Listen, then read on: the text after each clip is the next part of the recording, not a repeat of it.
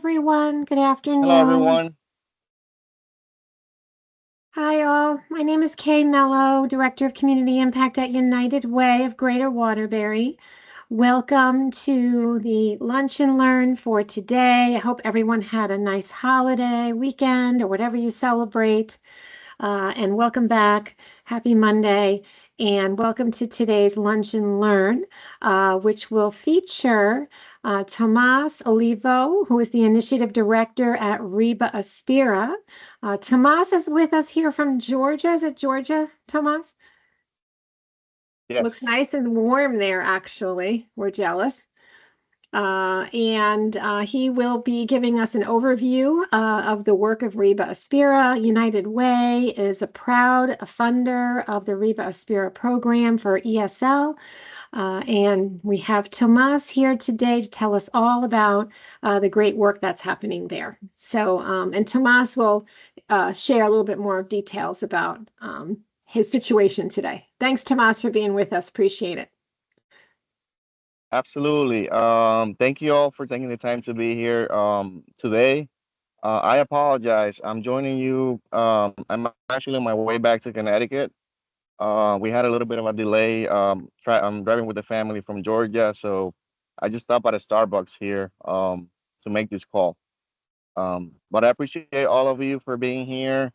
My name is Tomas Olivo. I'm the Initiative Director, Riva Aspira Career Academy.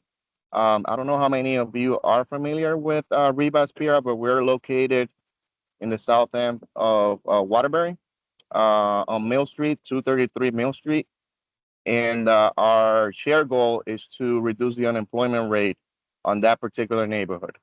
So the only thing I don't have for you at this moment is a presentation. So as soon as I get back to the office, hopefully by Wednesday, I will send it out to all of you, okay? And if you have any questions at any point, feel free to stop me and ask your questions, or maybe, I don't know, are we leaving questions for the end? Okay. Whatever you'd like, however you'd Okay. like to do it. I can keep an eye on the chat. So if folks want to type the questions in, I can let you know what they are if you want. Sounds good. Okay. So just to give you a little bit of background of how Reba Spira came to be back in 2016 or so, there was a group of community, I would say community leaders that came together and formed a board to basically tackle or try to tackle some of the main issues that we were facing the south end of Waterbury. So what they decided to do is take a grassroots approach and to survey the neighborhood to try to figure out what were the main barriers that they were facing towards obtaining sustainable employment or being able to enter job training opportunities. And the community feedback was basically, I mean, it's really um, not something that I guess all of us couldn't figure out, but it's extremely important that we figure out what the community needs.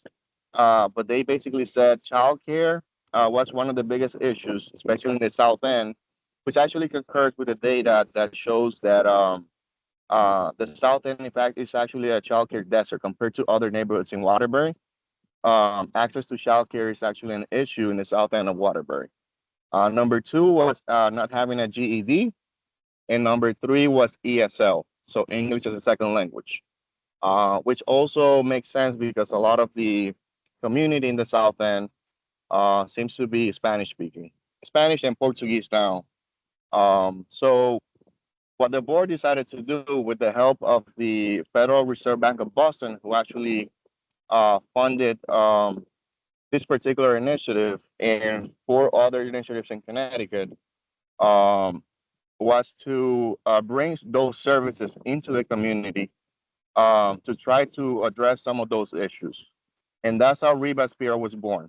So bringing the services into the neighborhood, collaborating with employers, collaborating with local stakeholders and other entities that were providing some of these services to try to bring these services into the neighborhood and providing equitable access to the to the people in the neighborhood. So that's how RIBA Aspira was born. Um, since 2017, we have been operating, and we have been successful at providing ESL training. Mainly, that's our most popular training that we provide in RIBA Aspira. Usually, our classes tend to be from 20 to 25 individuals, and we usually have a waiting list. And ESL consists of two levels. Level one is basic level for folks that are really learning the language, and they know very little. And then level two is for more advanced learner that want to get better at writing, oral skills, and so on. Um, the other aspect is having a GED. We actually have a partnership with Adult Ed, although that partnership is currently on pause due to lack of staff. But the goal is that we will resume that partnership, and that consists of basically having Adult Ed actually send a professor, a teacher to RIBA Aspira to provide GED training on site.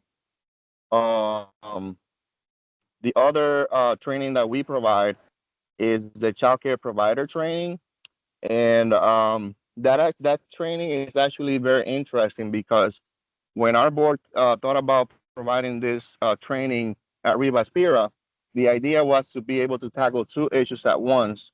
Which number one is the employment issue, and number two was the childcare issue. So we started thinking about creative ways to try to tackle these issues, and we did create a partnership with OEC, our local office of OEC, and so um, we provide events where they come in, and families who need childcare are able to access open slots in the different childcare centers in our community. But on top of that, what we do is we train community folks that are interested in opening a childcare business, which are mainly women of color in Waterbury, and we empower them to be able to learn what are some of those responsibilities of caring for children, what they need to do. They're able to get assistance completing any documentation that they need. They also get the assistance they need in learning how to operate a business, and all of the business aspects they need to know in order to have a successful business. Um, so that way, we're tackling two issues at once. Every time uh, we're able to provide assistance opening a childcare business in Waterbury, that means another 6 slots are added to our childcare um, spots in Waterbury. So far we have been able to, with the assistance of our instructors, open 48 new businesses in Waterbury, new childcare businesses. So I would say that program is very successful. Opening a childcare business is not an easy task. Um, for those of you that know, they have to have the space to be able to do it. They have to meet certain criteria in order to be able to open the business, and then OEC does the primary visit to make sure that the space is safe and adequate for children to be in, and then they do unannounced regular visits to make sure that their providers are meeting state standards. Um, the other training that we are providing at the moment currently, and we actually became certified to do this, is CNA, Certified Nurse Aid Training.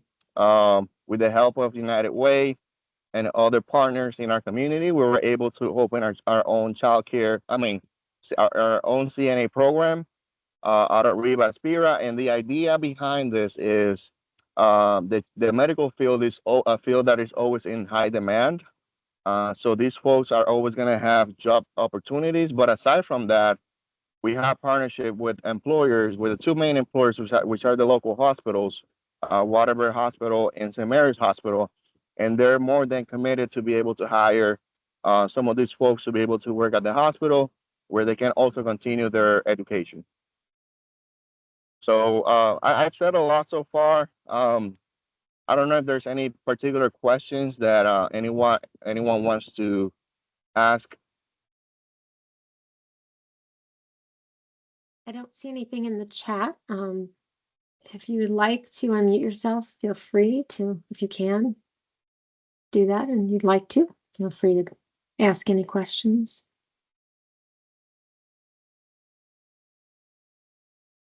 I think we can keep going for now. Feel free to type in the chat though, if there's any questions that come up.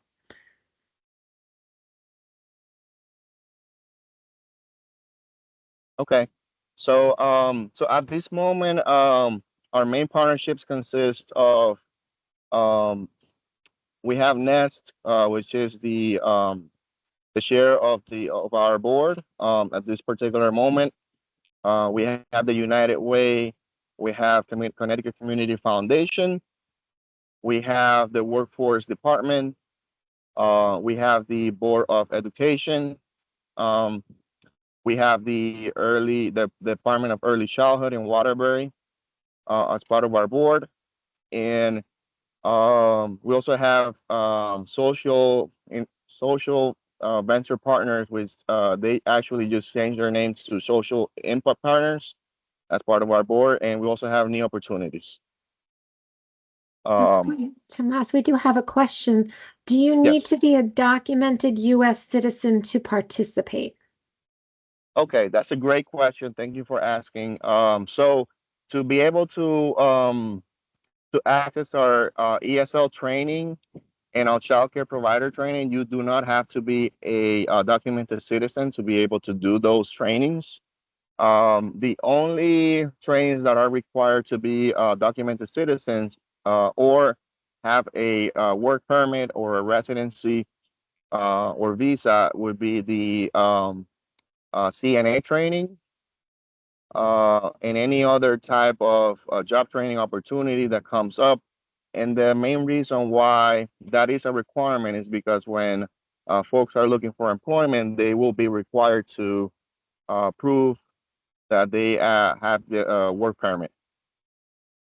They're able to work in the United States. The other thing is that some of our funding does come from WIOA at times for some of these trainings, and they are required by the state to provide any type of documentation that partakes in having a legal status. Thank you. We have another question. How long is the CNA course and what are the hours? Are they given in Spanish? Okay, that's a great question. So I'm gonna answer this question in two separate parts. So is it in Spanish? No. Right now, not. But thankfully, our board and the board of RIBA Aspira has been a huge advocate at a state level, and to be able to change, or actually to be able to provide the CNA test in Spanish. And after we've been advocating for this since 2018. And last summer, I don't know if some of you are aware of this, but the state actually approved this, and folks are actually able to take the test in Spanish. So we are planning to have a Spanish CNA class in the near future. There are some things that we are trying to figure out first. We're actually talking to the Department of Public Health because we actually did have some of our students take this test in Spanish, and the feedback that we have received so far is that the language on the test seems to be confusing. So they have to fix that, and they're aware that some of these issues were going to come up. So as soon as they're able to change and actually fix that, we will work with them to try to get a curriculum that fits and provide the class in Spanish. The only reason why we haven't, I don't think there's anyone in the state that has done a Spanish class in the past is because the test was only provided in English. So there Okay. was no point on really having students take the class in Spanish and then go to the state to Prometrics to take the to get the license, and they wouldn't be able to take the test. So the other question was how long is the class? So our class, the first class that we did, spring 2024, was about 8 to 9 weeks. But actually, we learned a lot from this class, from that class particularly. We had 8 students graduate. Seven already have completed their CNA license, state license, which we're very proud of. Um, the what we have learned so far is that there's a lot of material that they have to learn in 8 to 9 weeks.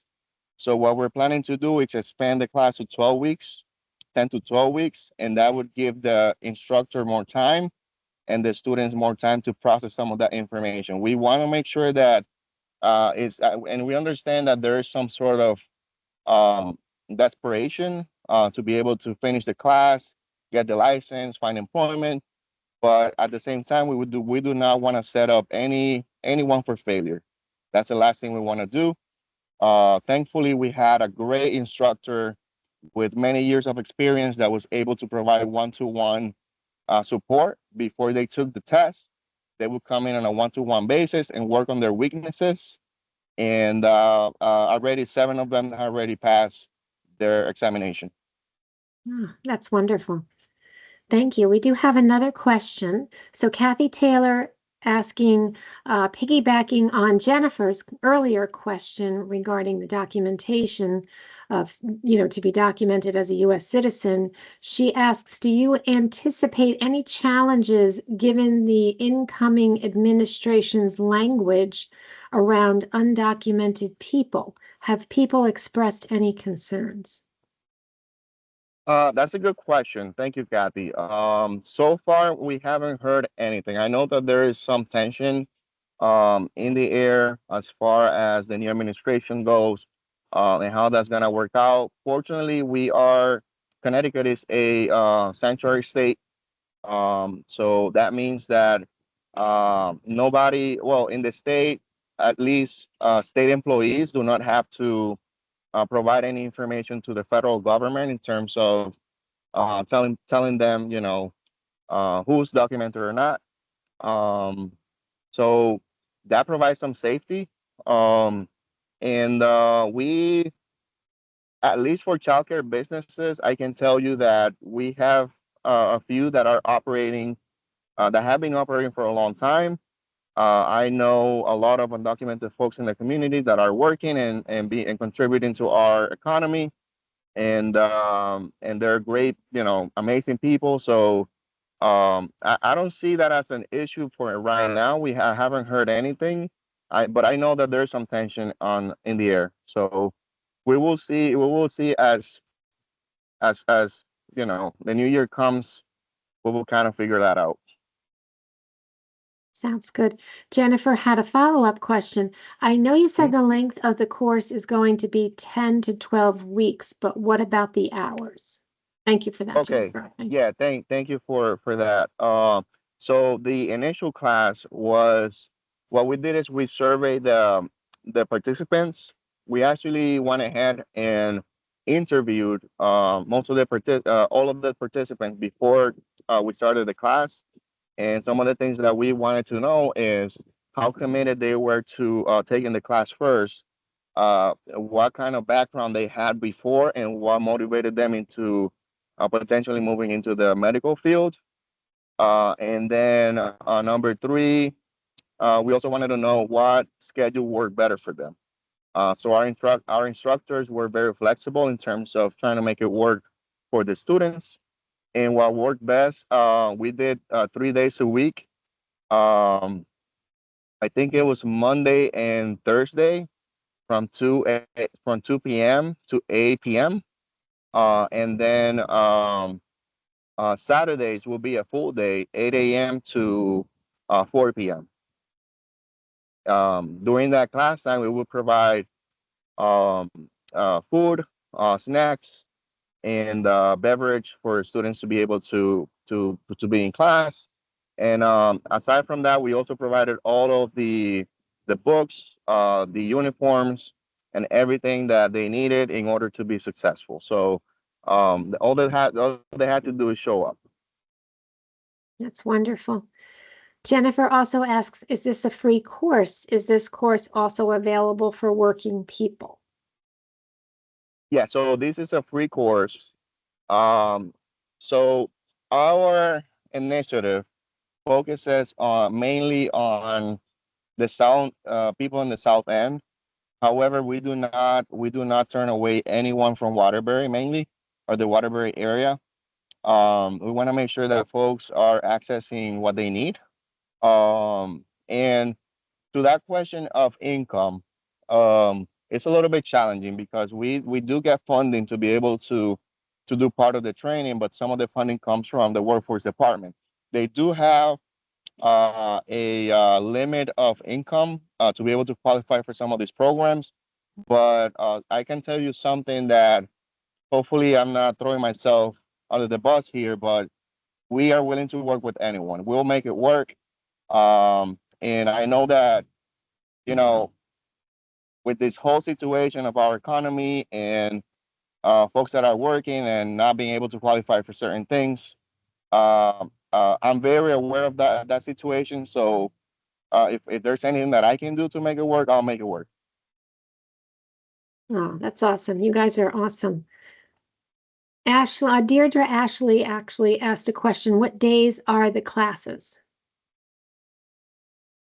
Which classes? So, well, I'll give you a full schedule when we're Okay. up and running. So typically, we have ESL level 2 Mondays and Wednesdays from 6 p.m. to 8 p.m. And the reason why the classes are so late is because a lot of the folks that take the class are working folks. So from work, they go to RIBA Aspira to take ESL. Level 2 is level 1. I'm sorry, is Tuesdays and Thursdays from 6 p.m. to 8 p.m. And then the childcare provider training is Friday nights from 6 p.m. to 9 p.m. And I give them a lot of credit because a Friday night is very difficult. And if I can share, we had 45 individuals that are about to finish this particular cohort that finishes next week. Wow, They graduate next week. that's amazing. 40, 45 individuals. Yeah. We have two Yeah, males in that training, which I'm very proud to announce, that's and great. 43 females. That's awesome. I do give them a lot of credit. That's amazing. Working all week and then Friday night. Yeah, Yeah. for sure. Yeah. I think Deirdre Ashley is typing in another question, so give that a minute. Thank you. This is really great information, Tomas. Okay, her question is, are all trainings free, including ESL and childcare? Yeah. So our ESL training is free. The only thing that we charge up front is a $25 fee for the book that we will return at the end as long as they give us the book back. What we have learned is that a lot of folks want to keep the book um, because it's a great learning tool. So even after completing the class, they can use it. They can write on it. They can keep learning if they wish. And remember, I mean, our goal is not only to provide the training, but afterwards to connect them with job training opportunities or employment. So we are working to some degree as much as we can with Naugatuck Valley Community College, and they're able to continue further conversations with students that are interested in attending Naugatuck Valley after completing ESL 2, maybe continuing ESL training at Naugatuck Valley. Um, the CNA program was actually designed so that ESL2 students that were interested in continuing their education, particularly in the medical field, could transfer easily from ESL2 into CNA or if they're interested in any other job training opportunity, we work very closely with the Department of Labor, and we can connect them with them for those opportunities. Awesome. Thank you. I think that's all the questions in the chat for now. So I don't know if there's any other additional information you'd like to share, Tomas, about RIBA. No, well, not at the moment, but again, if anyone has any questions that they want to shoot me on email, feel free to do that. Our goal is to keep being around, providing these opportunities to our community, and we do have an office on site for. I know Kathy alluded to the situation coming up with the new administration. We do have an office of Siri on site. They provide free, well, it's not free, but low charge immigration services for folks. I think it's based on income. So the only caveat is that they have to call a different number. But if anyone wants to know that number, feel free to send me an email. I can share the number and the person's contact information with you. So if folks want to make an appointment, they're actually based out of Hartford, but we provided a site here in Waterbury so they can provide services here for our community. Tomas, what's your email? I'll go ahead and type it in the chat for folks.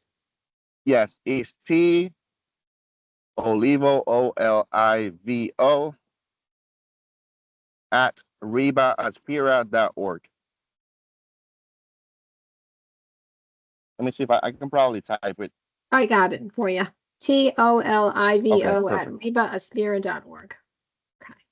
I'm sorry, it's Tomas at RIBAAspira.org. Oh, okay, no problem. Tomas confused with my personal email.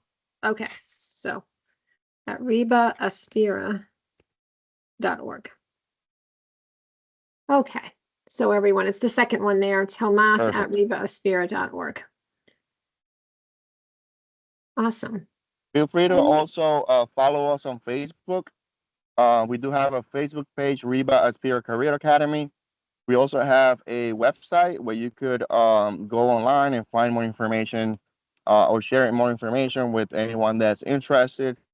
We're typically pretty active on Facebook, sharing information about community events, anything that pertains to job training opportunities at a state level, at a local level. We try to be active in terms of sharing some of our success stories, pictures. So feel free to follow us on Facebook. Awesome. And then Tomas, if you want, when you get back to Connecticut, if you want to go ahead and send me any information, I'm happy to. I've got the contact list of participants from today. Happy to email that out to everyone. And I'll also copy you so they can be in touch with you that way as well. That sounds good. Great. Any other last minute questions for Tomas before we leave him in sunny Georgia? We're jealous. Looks beautiful there, sitting outside. It's so cold here today. We wouldn't be able to do that, sit outside and give a presentation. It's actually about 65 degrees here, but nice. it feels like summer to me after coming down from Connecticut. No, for sure. They're talking about snow a little later in the week, so we'll see. I know.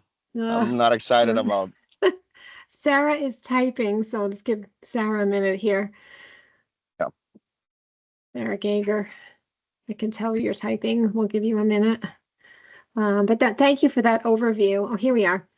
If students need, oh, there you are. You want to unmute and ask? Feel free. Sure. The question is, if students need to obtain immunizations to be placed into positions or any clinicals, is there financial assistance to help them with those costs? So that's a great question, Sarah. We do not provide the assistance to be able to do that. However, in order to be able, at least for the CNA training, in order to be able to actually enter the CNA training, it's actually a requirement of the state that they have to have all their immunizations in place, and also a physical. So our instructor and our program director is actually in charge of making sure that all the students are able to complete this task. Okay, thank you. Absolutely. Awesome. Well, thank you Yeah, we want to again. make sure that they have all of that before finishing the training and then having to do it. Absolutely. Yeah. Thank you again for sharing the services that you're providing there at RIBA. Such important work in our South End. And Tomas, you're the perfect leader for this. We appreciate you and all that you do It's for our my community. pleasure, my honor. I'm glad to have the opportunity to serve my community to the best of my knowledge, and I have a 17 hour drive ahead of me. So I'm excited about that. Um, I'm gonna grab a cup of coffee here. Thank you, all of you, for taking the time to join. And again, if you ever have any questions, feel free to send me an email. That will be the easiest way to contact me. Or you can give me a call. So we have another question before you sign off. Yes. Ashley, for someone to start a childcare business, do they provide all courses for free? Yes. So the course, well, actually, we are charging a $100 fee upfront for, but we give them time. We give the students time to be able to pay this fee.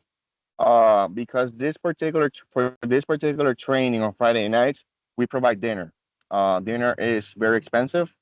Um, so this will help us with the cost of dinner throughout the course. It's a 12-week course. And usually we have a graduation at the end, which is a very nice ceremony for them. Um, so that's the only fee that they have to pay. But again, this is a business course, and I've heard that other states and other cities are charging a lot more to provide this particular type of training. So we're not really making any money on this. This is just for us to be able to cover some of the cost of the course. And Jennifer just asked, how much is the fee? $100. $100. Wonderful. Yeah. Oh, yeah. Which so far has not been an issue for participants. If I also made it clear that if any participant is having issues coming up with that fee, we will not turn them away. That's wonderful. Well, thank you again. We'll let you get going on your long drive back to Connecticut.